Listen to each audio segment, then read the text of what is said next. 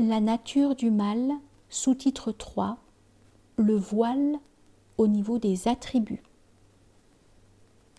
Au plan spirituel supérieur, le péché consistera pour l'homme à rester voilé à l'égard des attributs divins et à en imputer le mérite et l'origine à quelqu'un ou quelque chose d'autre que Dieu.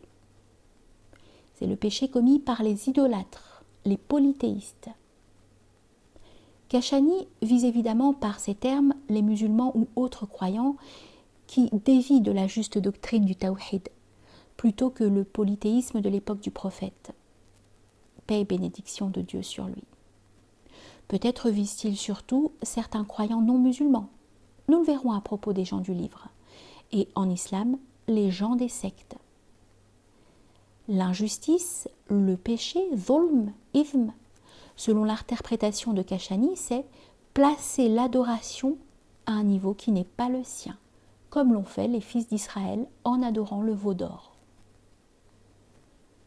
La cause première du péché d'associationnisme commis par les impies voilés quant aux attributs réside bien sûr dans la prédisposition du pécheur. La cause seconde, plus souvent invoquée par Kashani parallèlement à l'argumentation du Coran, c'est l'ignorance. Ouvrez les guillemets.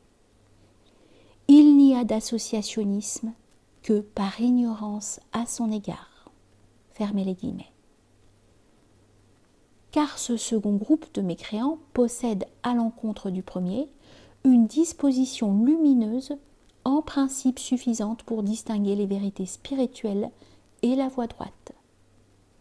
Épousant le style et le ton de la polémique coranique contre les associationnistes, Kashani stigmatise vigoureusement leur ingratitude et leur mauvaise foi, alors qu'ils possèdent la nature humaine qui synthétise les attributs divins.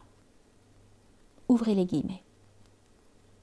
Qu'est-ce qui te rend menteur à l'endroit de la rétribution, ô homme, pour que tu la qualifies de mensonge et que tu sois donc un menteur après avoir joui de cette nature merveilleuse qui totalise tous les degrés de l'existence, des inférieurs aux supérieurs, qui réunit les perfections des deux mondes, le spirituel et le matériel, les plus nobles ainsi que les plus humbles. Fermez les guillemets. Cet aveuglement des mécréants est d'autant plus grave qu'ils sont voilés à l'égard des deux affirmations de l'unité. L'unité ontologique éternelle et l'unité considérée à partir de la multiplicité des êtres, par les formes manifestées et les êtres qui sont en réalité des signes attestant l'unité.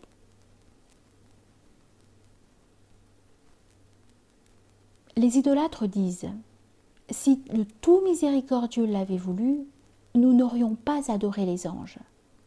Ils n'ont nulle connaissance de cela. Ils ne font que conjecturer. » rapporte le verset.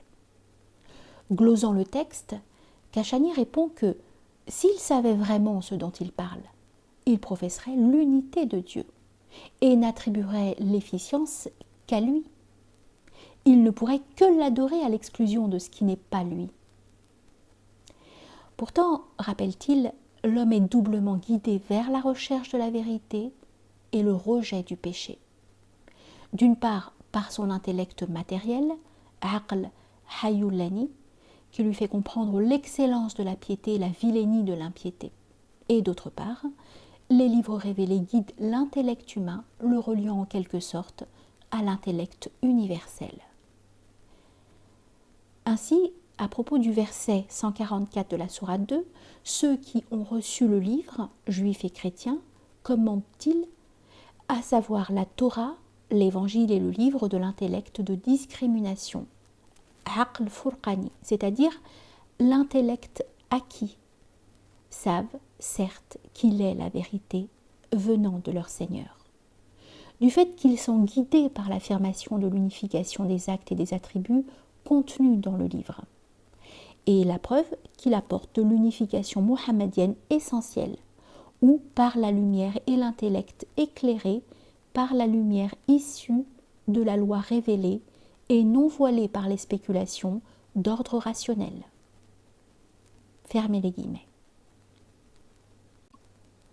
Mais l'intellect, nous l'avons vu, peut être trompé par les forces d'illusion ou par les réticences de l'âme qui le poussent à multiplier les questions et les problèmes, afin de ne pas obéir aux exigences de la démarche spirituelle, tels les fils d'Israël questionnant Moïse au sujet du sacrifice de la vache. Finalement, dit le Coran, ils immolèrent la vache, et ils avaient failli ne pas le faire. Kashani commente, ouvrez les guillemets, ils avaient failli ne pas le faire du fait qu'ils multiplièrent les questions, exagérèrent et se plongèrent dans l'étude et la recherche sur l'état de l'âme inférieure, symbolisé par la vache, et discoururent excessivement afin de l'expliciter toujours plus, ce qui prouve que leurs âmes n'étaient pas promptement dociles, se refusaient aux exercices spirituels et étaient dominées par la curiosité. Leur réticence à accomplir ce qui leur était demandé, leur retard à le faire, était dû à cela. Fermez les guillemets. Le type même du péché causé par la faiblesse de l'intelligence spirituelle, c'est celui d'Iblis, évoqué au verset 34 de la sourate 2. Il refusa d'obéir à Dieu lorsque celui-ci ordonna aux anges de se prosterner devant Adam. Iblis, nous dit Kashani, était un djinn, c'est-à-dire qu'il appartenait à la fois au groupe inférieur du monde du Malakout et aux puissances terrestres. Il naquit et fut éduqué parmi les anges célestes, percevait des significations particulières et s'élevait jusqu'à l'horizon de l'intellect. En ceci, il se situait par rapport aux êtres vivants privés de parole comme l'intellect par rapport à l'homme. Son refus correspond à son indocilité envers l'intellect et à son incapacité d'en recevoir les notions de sagesse. Le fait qu'il s'enorgueillit est dû à son sentiment de supériorité à l'égard des créatures faites d'argile et des anges célestes et terrestres, parce qu'il ne se tint pas en deçà de sa limite, celle de la compréhension des significations particulières liées au sensible, et qu'il outrepassa les limites de son niveau de compréhension en pénétrant dans le domaine des idées relevant de l'intellect et des lois universelles. Il était parmi les impies, c'est-à-dire parmi les voilés de toute éternité à l'égard des lumières intellectuelles et spirituelles, a fortiori de la lumière de l'unité. Nous sommes ainsi ramenés dans la perspective de la prédestination, qui englobe tous les aspects de la vie morale. Kashani mentionne une forme particulièrement grave d'associationnisme, le péché de ceux qui s'attribuent indûment les attributs divins. C'est par exemple l'interprétation du verset « Certains d'entre les Juifs, ayant entendu la parole de Dieu, l'ont altérée ». Ouvrez les guillemets. Certains d'entre eux qui accueillirent les attributs divins les ont altérés en se les attribuant après qu'ils l'eurent comprise, c'est-à-dire après qu'ils eurent connu l'unification des attributs et ce dont ils eurent l'expérience par contemplation directe, alors qu'ils savent que ces attributs reviennent à Dieu. Mais leurs âmes se les ont attribués par associationnisme, car l'intellect n'était pas conscient de la domination de l'âme sur le cœur. L'unification de ces gens n'était ni une disposition naturelle, ni un état, mais une connaissance. C'est en particulier le péché commis par Pharaon qui proclama devant ses suivants « Je suis votre Seigneur très haut ». Pharaon, commente Kashani, qui était doué d'une âme forte, sage et savante. Il avança dans la vallée des actes, traversa la vallée des attributs, et voilé par son égoïté, il s'attribua mensongèrement les attributs de la seigneurialité en les rapportant à lui-même. C'était là que résidait son injustice, sa tyrannie et sa révolte.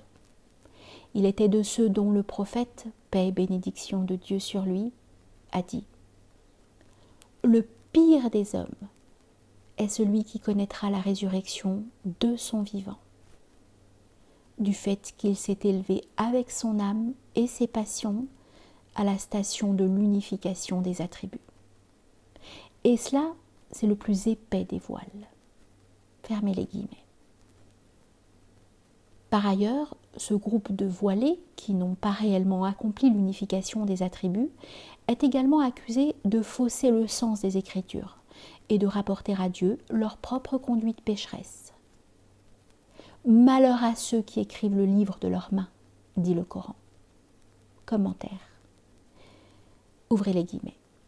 Malheur à celui chez qui demeurent des séquelles des qualités de l'âme, soit inconsciemment, soit consciemment, et qu'il cherche à ruser, soit encore qu'il ne s'en soucie point et qu'il agisse et parle selon son âme et ses qualités psychiques, prétendant que cela vient de Dieu, afin d'acquérir en cela des satisfactions d'ordre psychique. Or, cette parole et cet acte même, et son attribution à Dieu, ressortent intégralement à l'avantage de l'âme, et c'est la faute la plus grave qui soit.